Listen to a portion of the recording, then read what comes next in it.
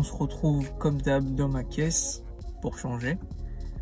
Et cette semaine, c'est une semaine un peu chargée, hein. Ce lundi soir, j'ai eu le GT Challenge, donc la première manche du GT Challenge organisée sur R-Factor 2. Ça s'est plutôt pas mal passé. Première course, je me qualifie 3e et je finis 4e, donc je perds une place au départ, mais sinon...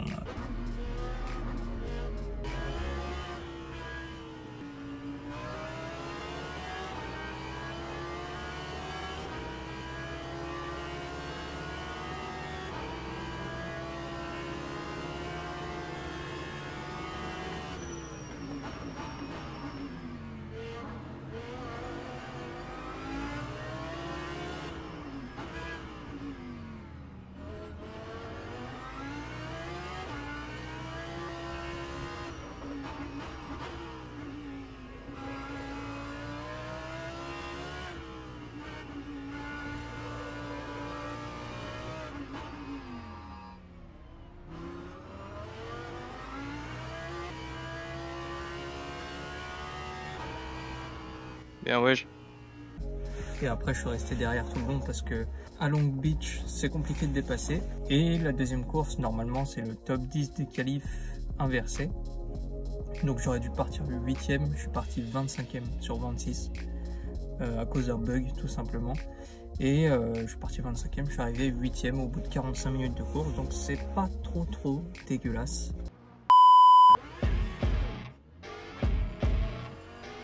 Je vais faire ma meilleure remontée, j'annonce. C'est avant moi là.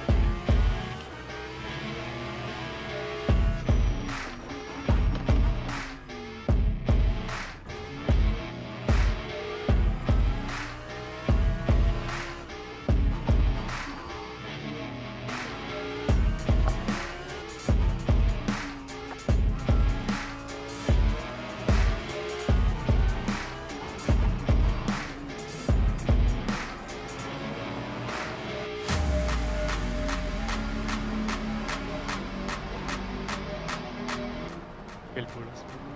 Fais gaffe, il y a un gros crash. Ah ouais.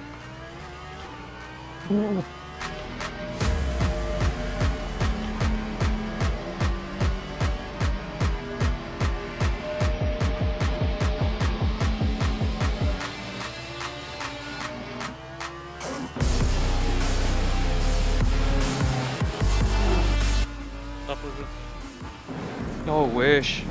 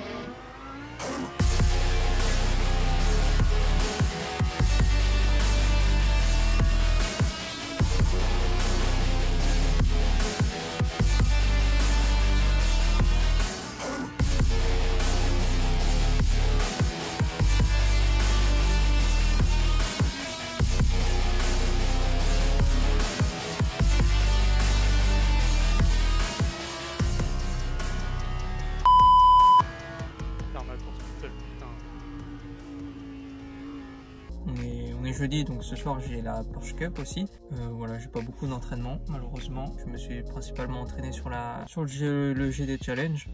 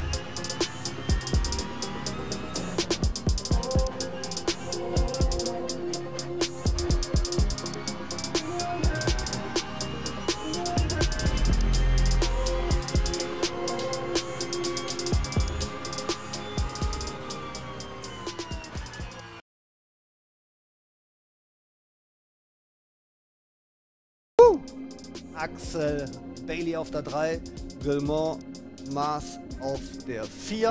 Hat die Nase vorn, Heiko Kolfenbach biegt als erstes in die Kurve ein, dahinter Armin Binder. Entschuldigung, Maas, Axel Bailey, Maximilian auf der 5. Ui, da ging es auch wieder weit. Attacke von Armin Binder. Und da ist er vorbei an Heiko. Und der wird direkt attackiert, ist auch vorbei und da kommt... Uiuiui, da geht's weit für Axel. Da hat er sich verbremst. Da wird er wahrscheinlich diese Position zurückgeben müssen. Ja, macht er auch. Sehr, sehr. Siehst du, das ist das, warum ich das... Und er verliert sogar noch die Position wahrscheinlich gegen Maximilian Lehn. 1 und 2 im Moment in dem Rennen, außer die letzten Positionen momentan. Sonst alle Positionen innerhalb von einer Sekunde. In die vorletzte Kurve hinein, in die letzte Schikane vor der Stadtzielgeraden geht das gut. Ja, das sieht gut aus. Was ist mit Armin los? Armin Binder gewinnt Rennen Nummer 2 für Simsa E-Sport, gefolgt von Guillemot Maas, Go Team Racing. Platz 3 geht an Maximilian Lehn, Simsa E-Sport. Et c'est une semaine chargée aussi parce que dimanche, j'ai une endurance en karting sur le circuit de Saint-Michel. Ça fait un moment que j'ai pas fait d'endurance, genre presque un an. Ouais, en tout cas, ça fait 6-7 mois que j'ai pas fait d'endurance. Et ça prépare l'avant-dernière manche du championnat d'arc, donc c'est parfait. Allez, ça va être chaud le départ. Vas-y. Premier virage. Allez. Ouais. Allez, on départ. Hein. Ouais.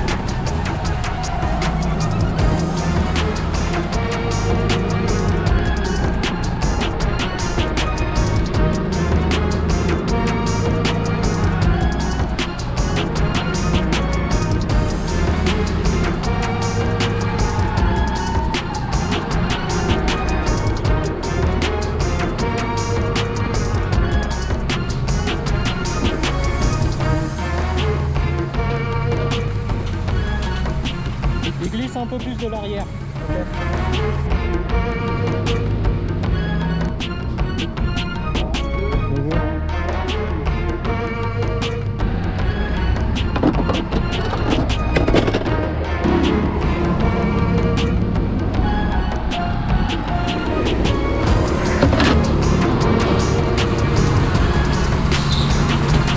Fais-moi partir à 33. Ouais. Bon, numéro 3, ils ne pas attaquer, on va avec eux.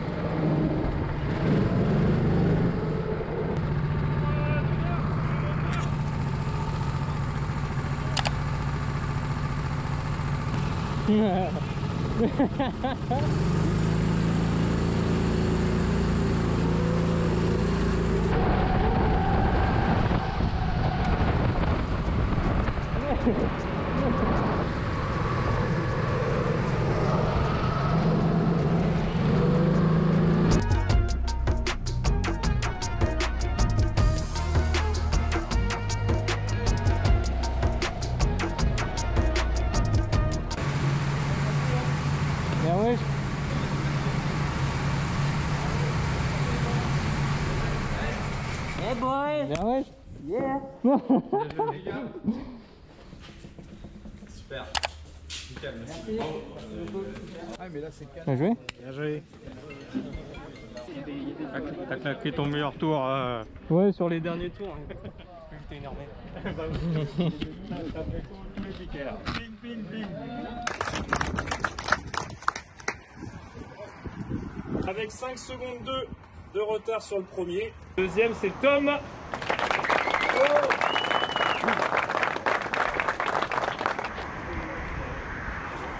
Grand bravo à Narc 1, Narc 1. Bravo, bravo, bravo.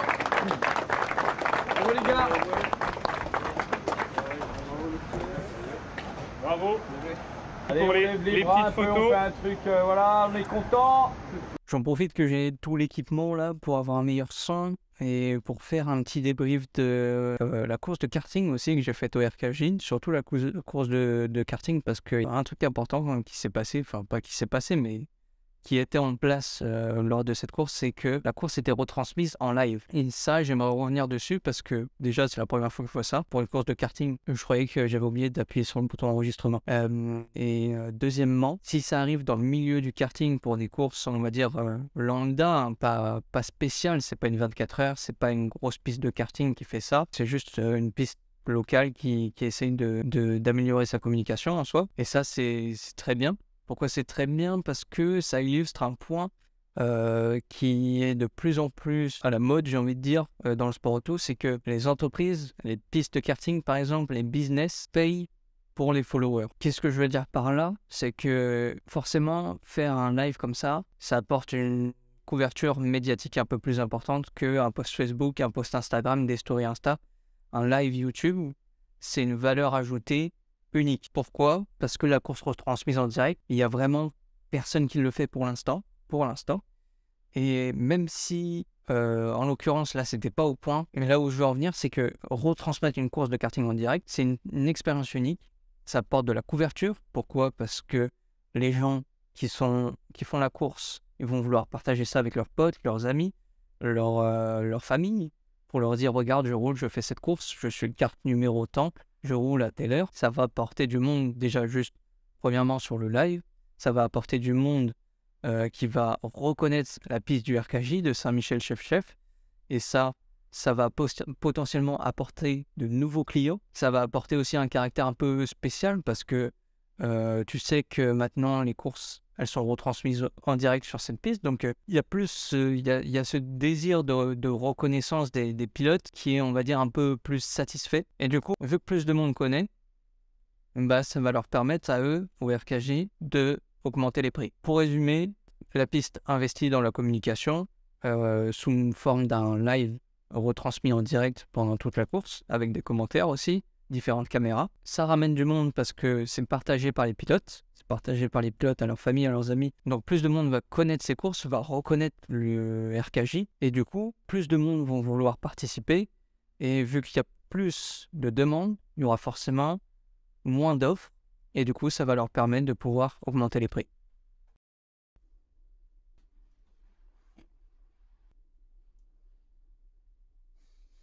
Avant cette pause-là, j'ai l'impression d'être comme Franck Onen. Bon, du coup, là, c'est les 1000 miles de Sebring. La qualif vient de se passer, on fait deuxième, juste derrière notre voiture sœur.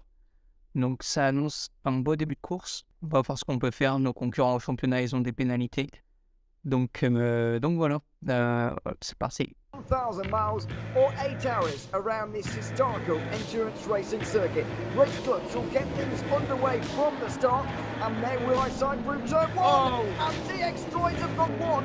They'll get back going. Some of the LMP2s have scattered as well as a result of all of this. And there's 3 DPIs involved. Valet are one of them, and we've also got Arms Cyber and Pescarolo Esport involved here.